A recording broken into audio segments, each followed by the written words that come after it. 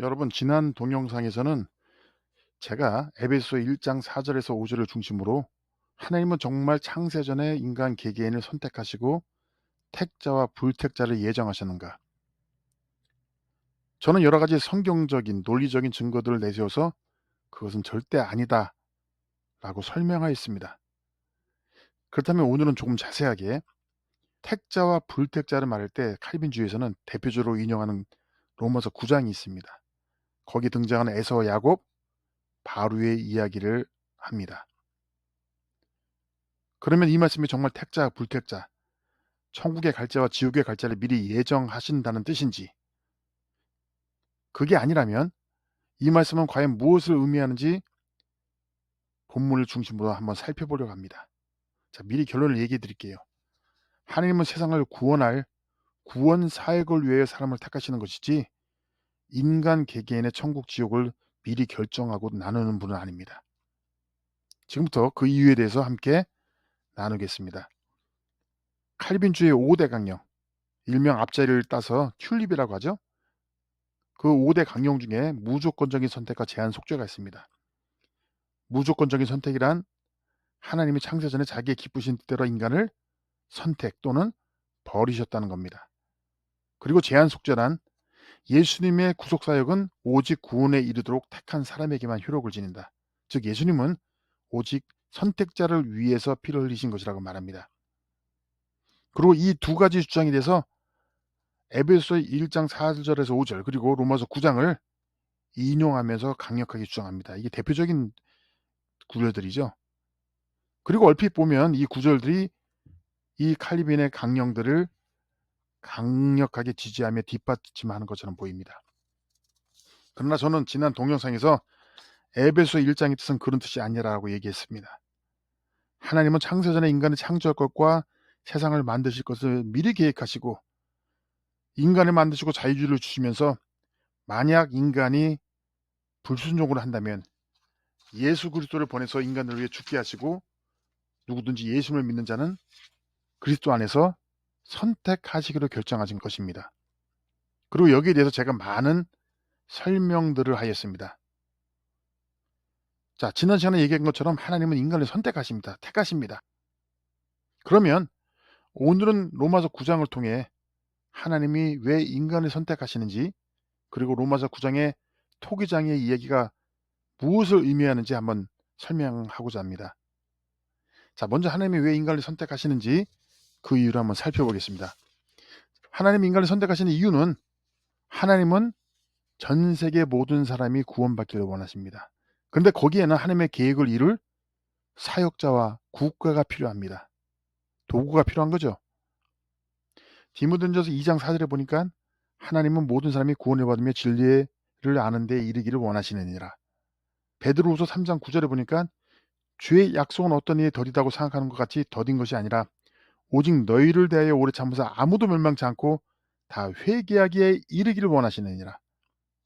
사도행전 17장 3절 뭐라고 했냐면 이 무지한 시대는 하나님의 간과하셨거니와 이제는 어디든지 사람에게 다 명하사 회개하라 하셨으니. 디도서 2장 11절 볼까요? 모든 사람에게 구원을 주시는 하나님의 은혜가 나타나느니라. 로마서 10장 13절에 누구든지 주의 이름을 부른 자는 구원을 받으리라. 주의 이름을 누구든지 부르면 구원을 받으리라. 이거 외에도 여러분 굉장히 많이 있어요. 근데 이 뜻을 이루기 위해서는 하나님의 사역자가 필요한 겁니다. 그래서 하나님은 택한 자, 특별히 그 사람을 사랑하셔서 은혜를 주시고 구원해 주시면서 이것은 개개인의 구원에 대한 하나님의 예정이 아닌 하나님의 구원 계획에 대한 사역자나 국가에 대한 하나님의 선택을 얘기하는 겁니다. 그리고 누구를 도구로 쓰시든 어떤 그릇으로 부르시든 어떤 이에게 은혜를 부어서 도구로 쓰시든 그건 하나님의 주권적인 선택입니다. 그럼 이 주장에 유의하면서 오늘 본문을 읽어봅시다. 로마서 9장 13절부터입니다. 기록된 바 내가 야곱은 사랑하고 에서는 미워했다 하심과 같으니라. 그런즉 우리가 무슨 말을 하리요? 하나님께 불의가 있느냐? 그럴 수 없느니라. 모세에게 이르시되 내가 궁일이 여길 자를 궁일이 여기고 불쌍히 여길 자를 불쌍히 여기려 하셨으니 그런즉 원하는 자로 말미암음도 아니요 다른 박질을 하는 자로 말미암음도 아니요 오직 궁일이 여기시는 하나님으로 말미암음이니라. 여기서 나는 에서를 미워했고 야곱을 사랑하였다의 뜻은 무엇입니까? 자, 미워하다라는 유대인의 단어에는 두 가지 뜻이 있습니다. 첫째는 보통 우리가 말하는 전형적인 의미의 미워하다라는 뜻이 있습니다. 두 번째는 조금 달라요. 두 가지를 비교하면서 하나는 더 사랑하고 하나는 덜 사랑할 때 미워하다라는 라고 쓰는 유대 문학의 관용적인 표현이 있습니다. 예를 들어 누가복음 14장 26절에 누구든지 나를 따라오려거든 부모 형제 자매 자기 목숨까지 미워하지 아니하면 등이 나의 제자가 되지 못하리라. 여기서 미워한다는 거는 진짜 미워하라는 얘기가 아니죠. 하나님이 자기 가족 친지들을 사랑하라고 했는데 미워하라, 이거는 말이 안 되는 얘기죠. 그럼 여기서 하는 얘기는 뭐냐? 여기서의 의미는 예수님을 따르려거든 가족이나 자기 자신보다 예수님을 더 사랑하라는 얘기죠. 그러니까 예수님을 제일 사랑하고 그 다음에 부모, 형제, 자매, 자기 목숨은 덜 사랑해라. 이런 의미입니다. 자, 이것은 병행 구절인 마태복음 10장 37절에서도 잘 드러납니다. 아버지나 어머니를 나보다 더 사랑하는 자는 내게 합당치 아니하고, 이렇게 얘기했습니다. 아까 얘기한 거랑 얘기가 비슷하죠? 근데 아까 누가복음은 미워하다라는 표현을 썼지만 여기서는 뭐라 해요? 아버지나 어머니를 나보다 더 사랑하는 자는 예수님의 제자가 될 수 없다고 얘기하는 겁니다. 마찬가지로 로마서 9장의 말씀도 이와 같은 겁니다. 즉 에서를 미워했다라고 보기보다는 야곱을 더 사랑했다는 뜻입니다. 하나님은 자기 친족, 특히 자기 가족을 돌아보지 아니하면 믿음을 배반한 자요 불신자보다 더 악한 자라고 디모데전서 5장 8절에 얘기했습니다. 가족을 사랑하는 것은 하나님의 뜻입니다. 단 하나님보다 더 사랑해서는 안 된다. 그러므로 우리가 이 로마서 9장 13절에 미워하다는 개념을 덜 사랑하는 것과 더 사랑하는 것, 이렇게 비교해서 생각하면 될 것 같습니다. 여기에 또 다른 성경 구절에 논거가 있습니다. 하나님께서 태어나지도 않은 에서, 아직 악한 행위를 하지 아니한 에서를 미리 미워하실 리가 있겠습니까? 설령 미워하셨다고 합시다. 악인을 미워하시고 의인을 사랑하신 하나님, 그러나 에스겔 3장 또 에스겔 18장 보면은 하나님은 악인도 회개하고 돌아가기를 원하신다고 얘기하십니다.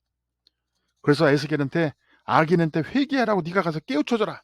나의 말을 전해줘라. 그가 만약 돌아오면 그 죄악을 기억도 하지 아니할 것이다. 그는 살리라. 이렇게 말씀하시는 것입니다. 에스겔 18장 23절에 주 여호와의 말씀이니라 내가 어찌 악인의 죽는 것을 조금이들 기뻐하랴. 그가 돌이켜 그 길에서 떠나서 하는 것을 어찌 기뻐하지 않겠느냐. 즉 하나님은 악인도 지옥에 가는 것을 원치 않으신다는 겁니다. 하물며 하나님이 태어나지도 않은 에서를 지옥에 버리기로 미리 정하신다. 이거는 성경적인 전체 문맥을 봐도, 그리고 해당 본문을 가지고도 너무 논리적 비약을 하였고 너무 나간 것입니다. 하나님은 어떤 자가 악인일지라도 그의 멸망을 기뻐 아니하시고 회개하기를 원하십니다. 그런데 태어나지도 않은 에서를 처음부터 미워하다니요. 현재 아무 악한 일도 하지 아니한 에서를 미워하고 그를 지옥에 던져 넣기로 예정하신다. 말이 안 되는 얘기죠. 또 성경에 보니까 하나님이 세상을 이처럼 사랑하사 독생자를 주셨는데 라고 얘기합니다. 그죠? 온 인류를 사랑하시는 하나님이 태어나지도 않은 에서를 빼고서 사랑한다, 이 말입니까? 원수까지 사랑하신 예수님, 자신의 십자가 못 박는 그 사람들을 죽어가는 그 처절한 순간에서조차 용서하시고 사랑하신 예수님이신데 태어나지도 않은 에서를 미워해서 미리 지옥에 던지시기로 예정을 했다고요? 요한일서에는 뭐라고 얘기합니까? 하나님은 사랑이십니다. 하나님의 속성은 사랑인데 에서는 빼고 불택자는 빼고 택한 자만 사랑하셨다고요. 말이 안 되는 얘기죠. 물론 하나님은 분명히 리브가의 태중에 있는 두 아이 중에 에서는 세상 것을 사랑하고 하나님의 축복을 우습게 알고 저버릴 것, 결국 팥죽 한 그릇에 장자의 명분을 팔았죠. 그런 에서의 성품과 기질, 행동 경향에 대해서 미리 아셨습니다. 그리고 그런 성품을 가진 에서보다는 간교하고 약삭빠르지만 영적인 축복을 간절히 열망하는 야곱을 선택하신 것입니다. 지금도 의학으로도 과학으로도 인간의 DNA를 알면 그 사람의 미래를 미리 보지 않습니까? 성품과 건강 상태와 여러 가지를 미리 알지 않습니까? 그러니 하나님은 이것에 대해서 미리 아셨습니다. 그렇다고 지옥에 미리 보내기로 결정하셨다는 것은 말이 안 됩니다. 자, 아까 얘기했던 에스겔서를 통하여 또한 요한복음을 통해서 하나님은 온 인류를 다 사랑하십니다. 세상에 있는 일부를 사랑하신 게 아니라 누구든지 주의 이름을 부른 자는 다 구원하시겠다고 선포하십니다. 천국과 지옥 갈 자가 정해지는 것이 아닙니다. 누구든지 주의 이름을 부른 자는 구원을 얻으리라. 누구든지 주의 이름을 믿는 자는 하나님의 자녀가 되는 겁니다. 그리고 세상에 있는 모든 사람들을 위하여 이들에게 복음을 전할 하나님의 구원 계획을 이룰 사역자와 국가를 선택하시는 것입니다. 그런 차원에서 하나님은 하나님의 구원 계획을 위해 야곱을 선택하셨습니다. 그리고 야곱에게서 이스라엘 12지파가 나오는 것입니다. 예를 들어서 바울도 그랬잖아요. 바울도 이방의 사도로 바울을 부르셨습니다. 모세는 하나님께서 그를 선택해서 그를 이스라엘 백성의 지도자로 삼으셨습니다. 이사야도 그랬죠. 예레미야도 그랬죠. 지난 동영상에 제가 말씀드렸지만 태중에 있을 때 하나님께서 나를 부르셨다. 예레미야는 너를 열방의 선지자로 내가 세웠다. 예수님의 12제자는 또 어떻습니까? 예수님이 그분의 제자를 직접 부르셨습니다. 그죠? 요한복음 15장에서도 예수님이 이렇게 얘기하십니다. 너희가 나를 택한 것이 아니요 내가 너희를 택하였다. 모든 만민에게 구원을 전하고 하나님의 뜻을 이루기 위하여 하나님은 그분의 사역자들, 도구들을 선택하시는 것입니다. 그렇지만 선택받은 그들일지라도 이들이 중간에 불순종하고 다른 길로 갈 수도 있습니다. 왜? 자유주의가 있기 때문에. 그리고 그 마지막은 멸망이 됩니다. 바울이 고백했잖아요. 내가 다른 이에게 복음을 전하도록 쓰임을 받고도 내가 버림을 받을까 봐 나는 내 몸을 쳐서 복종케 한다. 너희는 두렵고 떨림으로 너희 구원을 이루라. 예수님의 12제자 중에서도 가룟 유다도 역시 멸망의 길로 갔잖아요. 돈에 이끌려서 돈을 사랑해서. 요한복음 15장 보면 내가 너희를 택하였다. 그리고 나는 너희를 이제부터 친구라고 얘기하리라 하신 얘기가 나옵니다. 그럼에도 불구하고 예수님은 뭐라 했냐면 너희는 포도나무에 꼭 붙어 있어라. 그렇지 않으면 찍혀서 불에 던지우리라. 말라져서 불이 던지우리라. 여러분 이렇게 얘기하고 있는 겁니다. 택하신 자들에게조차도요. 그리고 이 부르심은 하나님의 일방적이고 주관적인 선택입니다. 자, 우리가 에덴 동산을 보면은 뱀에게 여자의 후손이 너희 머리를 상하게 할 것이다 하고 저주를 하셨습니다. 하나님께서. 그리고 예수님을 태어나게 할 여자의 후손, 믿음의 조상들로 셋을 선택하시고 노아를 거쳐서 아브라함, 이삭 그리고 예수님을 태어나게 하신 민족으로 야곱을 선택하셨습니다. 당시에 장자에게 더 많은 분량의 유산을 주었으며 장자가 가문의 대표가 되는 장자 중심 사회에서 하나님은 파격적으로 이례적으로 차남인 야곱을 선택하신 것입니다.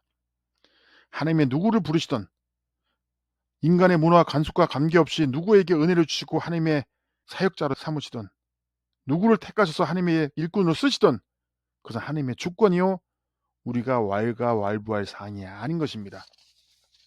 그래 우리는 왜 바울만 이방인 사도로 부르셨어요? 왜 200만이나 되는 이스라엘 사람 중에서 이스라엘 지도자로 굳이 모세를 선택하셨나요? 왜 장남인 에서를 놔두고 차남인 야곱을 선택하셨나요? 이렇게 항변할 수가 없습니다. 왜? 이것은 하나님의 마음이고 하나님의 주권이라는 겁니다.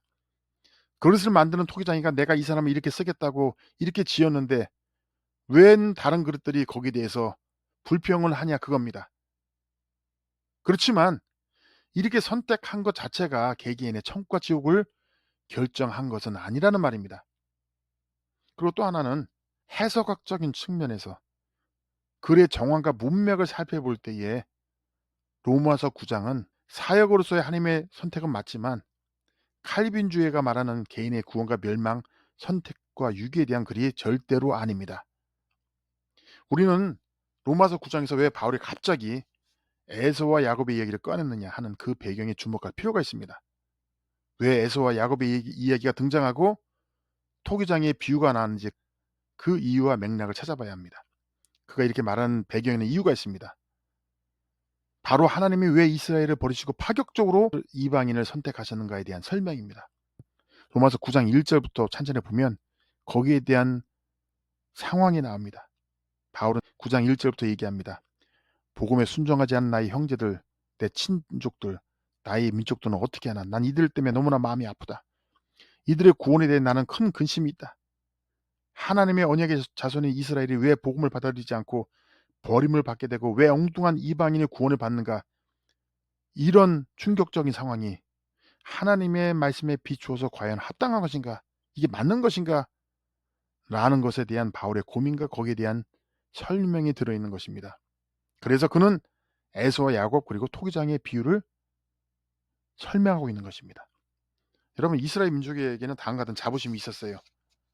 우리에게는 하나님이 주신 율법이 있다. 우리는 하나님의 선민이다. 하나님이 택하신 민족이다. 우리에게는 하나님의 양자됨과 영광과 언약들과 약속들이 있지 않은가. 그래서 우리는 가나안에 가서 다른 종교를 믿는 우상 숭배하는 다른 민족들을 무찌르고 하나님이 주신 이 약속의 땅 가나안을 차지했고, 하나님이 주신 성정과 율법의 제사 규례에 따라 제사를 드리며 한결같이 야훼 하나님을 섬겨온 택함 받은 선민이다. 그것도 지금까지 이렇게 1500년을 지내왔다.